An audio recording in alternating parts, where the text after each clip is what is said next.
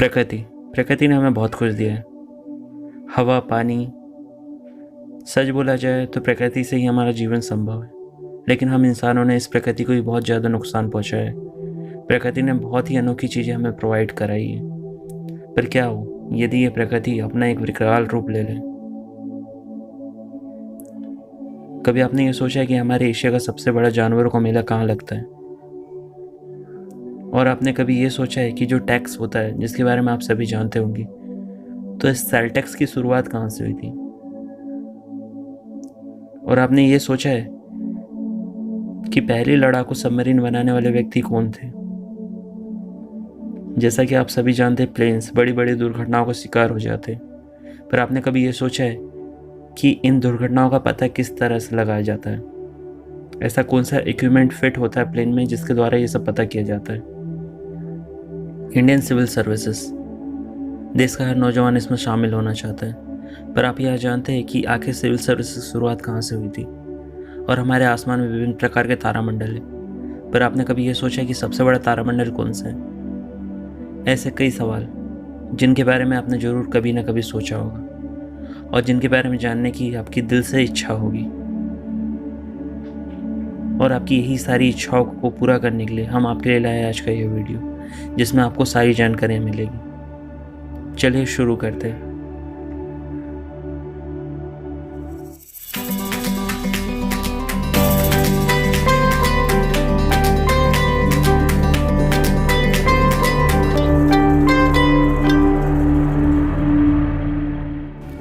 Fact number 1,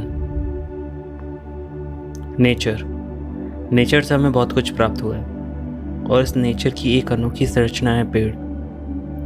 हम इंसानों ने अपने स्वार्थ के लिए पेड़ों का बहुत ही ज़्यादा प्रयोग भी किया है और बहुत ही ज़्यादा फ़ायदा भी उठाया है। हम इंसानों ने अपने शौक़ के लिए इन पेड़ों की लगातार कटाई करी और इस कटाई के बाद में इन पेड़ों से हमने विभिन्न प्रकार की चीज़ों को भी बनाया, भले वो हमारे घर के दरवाजे हो, खिड़की हो, टेबल हो, या फिर हमारे घर का इंटीरियर क्यों ना हो। और इन सभी चीज़ों को व्यवस्थित रूप से दिखने के लिए या फिर मेंटेन करने के लिए हमने प्रयोग किया तारपीन ऑयल। पर क्या आप यह जानते हैं कि ये जो तारपीन ऑयल हमें मिलता है, ये प्राप्त आखिर कैसे होता है? तो आप ये पेड़ देख सकते हैं, इस पेड़ का नाम है चीड़ के पेड़ से ही हमें तारपीन ऑयल प्राप्त होता है। और आप ये जो भी इमेज में देख रहे हैं, इस तरह से इस पेड़ को नुकसान पहुंचा के हमें तारपीन ऑयल प्राप्त होता है। अधिक जानकारी के लिए आप इस इमेज को भी देख सकते हैं, जिसमें क्लेरिफाई किया गया है। फैक्ट नंबर 2, रेड एंट, लाल चींटियां। जैसा कि आप सभी जानते ही होंगे कि फॉर्मिक एसिड जो है वो लाल चींटियों में पाया जाता है। पर क्या आप यह जानते हैं कि फॉर्मिक एसिड लाल चींटियों के अलावा भी बहुत से जीवों में पाया जाता है, जैसा कि स्कॉर्पियन।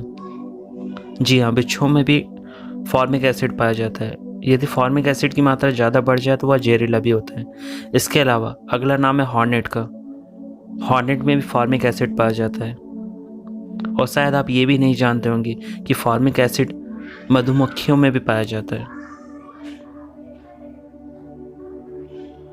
हमारे वातावरण में बहुत से ऐसे अनेकों प्रकार के जीव जंतु हैं जिनमें यह पाया जाता है।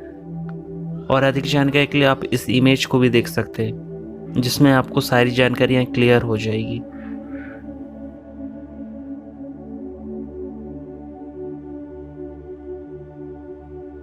Fact number 3, tax.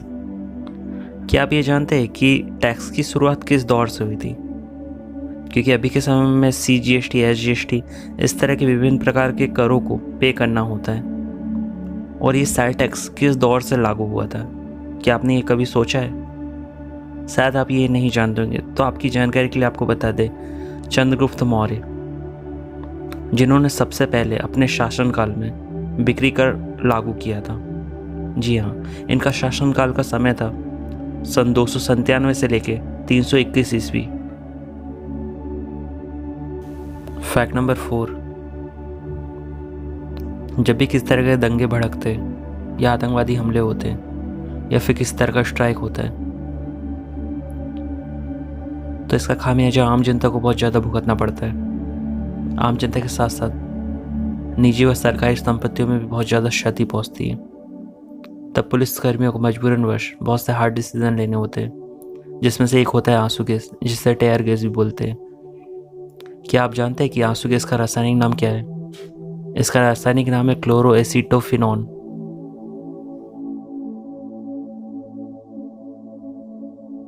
Fact number 5, civil services और इंडियन सिविल सर्विसेज। आप सभी ने कभी ना कभी ये जरूर सोचा होगा कि हम IAS या IPS ऑफिसर किस तरह से बन सकते हैं, और आपने ये भी सोचा होगा कि हम किस तरह से सिविल सर्विसेज ज्वाइन करके अपने देश की सेवा कर सकते हैं। पर क्या आपने ये कभी सोचा है कि वह कौन सी कंट्री थी जिसने इस पूरे विश्व में सबसे पहले सिविल सर्विसेज के जो एग्ज़ाम थे वो शुरू किए थे, या सबसे पहले सिविल सर्विसेज के एग्ज़ाम किस देश ने लिया था? तो आपको बता दें, सबसे पहले सिविल सर्विसेज के एग्ज़ाम लेने वाला देश जो था वो था चीन, जहाँ पर विंग ऑफ सुई एम्पायर में 605 AD में ये एग्ज़ाम लिया गया था। फैक्ट नंबर 6, आपने बहुत से टावर्स देखे होंगे, बहुत से ऐसे स्ट्रक्चर देखे होंगे जो बहुत ऊंचे और बहुत बड़े भी हैं। बहुत सी ऐसी बिल्डिंगें देखी होगी जो कि आकाश को छू रही है। पर क्या आप यह जानते हैं कि हमारे पूरे विश्व की सबसे ऊंची व मुक्त रूप से खड़ी हुई संरचना है जो टावर है वो कौन सा है? इसका नाम है CN टावर। CN टावर की टोटल हाइट है 553.33 मीटर्स। यदि फीट में बात की जाए तो 1815.4 फीट। और इस टावर को बनाने में जो टोटल लागत लगी थी वो थी $83 करोड़। और ये अब तक की सबसे फ्री और मुक्त रूप से खड़ी हुई संरचना है। फैक्ट नंबर 7, हमारे आसपास बहुत से मेले या बहुत से ऐसे उत्सव होते हैं जिनसे हम अनजान होते हैं। पर क्या आप यह जानते हैं कि हमारे एशिया का सबसे बड़ा जो पशु मेला होता है वो लगता है सोनपुर, बिहार में, और ये पूरे एशिया का सबसे बड़ा पशु मेला है।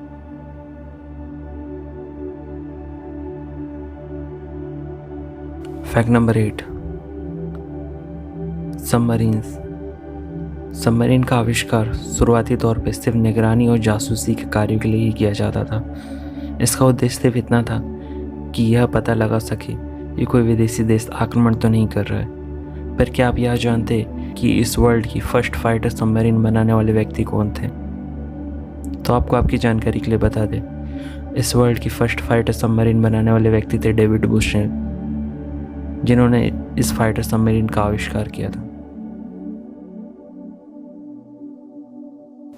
फैक्ट नंबर 9, आप सभी ने नदियों में या तालाबों में पानी के बुलबुलों को तो देखा ही होगा, पर इससे जुड़ा हुआ एक फैक्ट है कि आप यह जानते कि पानी के बुलबुले जो होते हैं वह अपने स्टार्टिंग पॉइंट में बहुत ज़्यादा छोटे होते हैं, पर जैसे जैसे ये पानी की सतह में ऊपर की ओर बढ़ते हैं वैसे वैसे इनका आकार ऑटोमेटिक बढ़ता रहता है और ये ऊपरी सतह में आके बहुत ज़्यादा बड़े हो जाते हैं।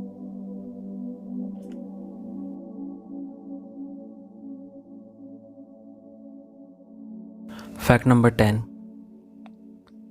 जैसा कि आप सभी यह जानते ही होंगे कि पानी को उबालने के लिए हमें 100 डिग्री सेल्सियस तक के तापमान की आवश्यकता होती है, क्योंकि यह पानी का बॉइलिंग पॉइंट होता है। पर क्या आप यह जानते हैं कि पानी को हम इससे कम तापमान में भी उबाल सकते हैं? इसके लिए हमें अत्यधिक ऊंचाइयों में जाने की आवश्यकता पड़ेगी। जो लोग पर्वतारोही होते हैं या जो लोग अत्यधिक ऊंचाइयों में रहते हैं वह पानी को 100 डिग्री सेल्सियस से कम तापमान में ही उबाल लेते हैं, क्योंकि उन ऊंचाइयों में वायुमंडलीय दाब ऑटोमेटिक कम हो जाता है, जिसके कारण पानी 55 to 65 डिग्री सेल्सियस पे ही उबलने लगता है। फैक्ट नंबर 11, म्यूज़िक हम सभी को बहुत ज़्यादा पसंद है। कुछ लोगों को गिटार की धुन पसंद है तो कुछ लोगों को वायलिन, और कुछ लोगों को ड्रम्स बहुत ज़्यादा पसंद होते हैं। पर क्या आप यह जानते हैं इन सभी म्यूज़िकल इंस्ट्रूमेंट में सबसे बेहतरीन म्यूज़िकल इंस्ट्रूमेंट कौन सा है? देखा जाए तो सभी बेहतरीन है, लेकिन ऐसा कौन सा इंस्ट्रूमेंट है जिसमें सभी प्रकार के रागों को बनाया जा सकता है? तो आपको बता दें, फ्लूट्स मतलब जो बांसुरी होती है उससे सभी प्रकार के रागों को बनाया जा सकता है, और ये एक बहुत ही बेहतरीन म्यूज़िकल इंस्ट्रूमेंट है।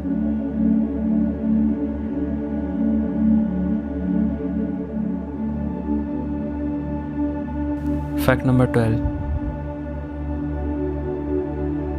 आम।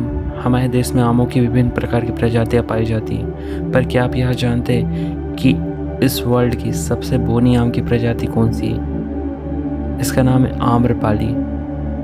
और आम्रपाली इस पूरे वर्ल्ड की सबसे बोनी आम की किस्म है।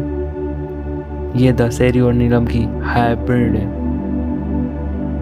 और इसकी औसतन उपज जो होती है वो होती है 16 टन पर हेक्टर के हिसाब से।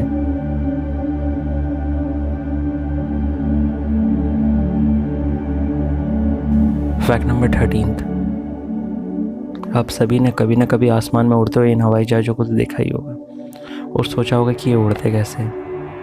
और आपने कभी न कभी न्यूज़ में या टीवी चैनल्स में ये ज़रूर देखा होगा कि विमान क्रैश हो गए या किसी क्षति का शिकार हो गए।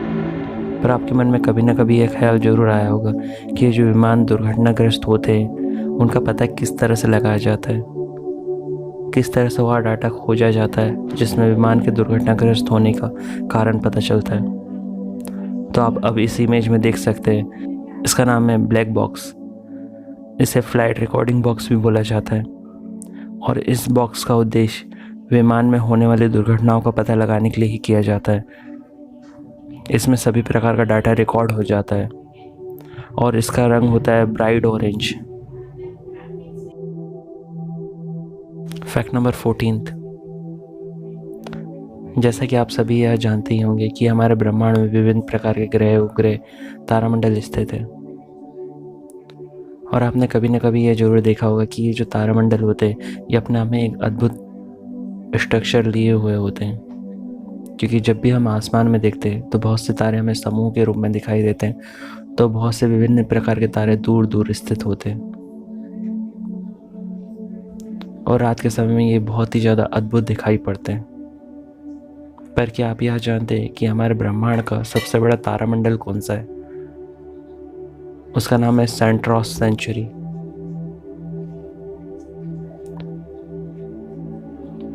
जो कि किंवदंतियों पर आधारित है। और जो हमारे ब्रह्मांड का सबसे छोटा तारामंडल है उसका नाम है क्रक्स सेंचुरी, जो कि कुछ इस प्रकार से दिखाई देता है।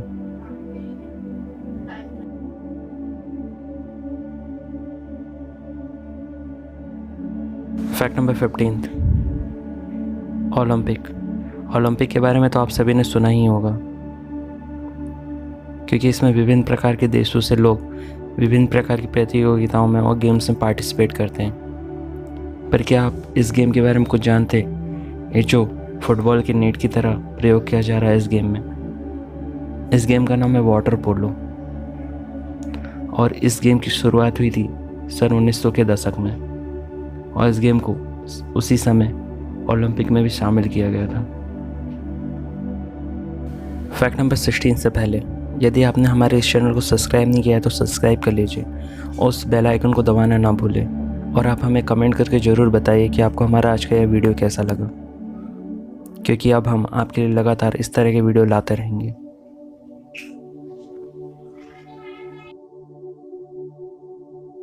Fact number 16, volcano. आप सभी ने वॉल्केनो के बारे में तो सुना ही होगा, या फिर हो सकता है आपने कभी टीवीज़ में, मूवीज़ में या फिर रियल लाइफ में वॉल्केनो को ज़रूर देखा होगा, क्योंकि जिस तरह से प्रकृति में बाढ़, आंधी, तूफान या सुनामी होती है उसी प्रकार से प्रकृति का एक प्रमुख घटक है वॉल्केनो, क्योंकि समय आने पे ये भी बहुत ही ज़्यादा तबाही मचा सकता है। पर क्या आप यह जानते हैं कि हमारे पृथ्वी में हमारे भारत देश का एकमात्र जिंदा वॉल्केनो कहाँ स्थित है? तो अब आप इस इमेज को देख सकते हैं। ये बैरन आइलैंड में स्थित है और हमारे भारत का एकमात्र जिंदा वॉल्केनो है, जो कि अभी वर्तमान में लक्षद्वीप समूह में स्थित है।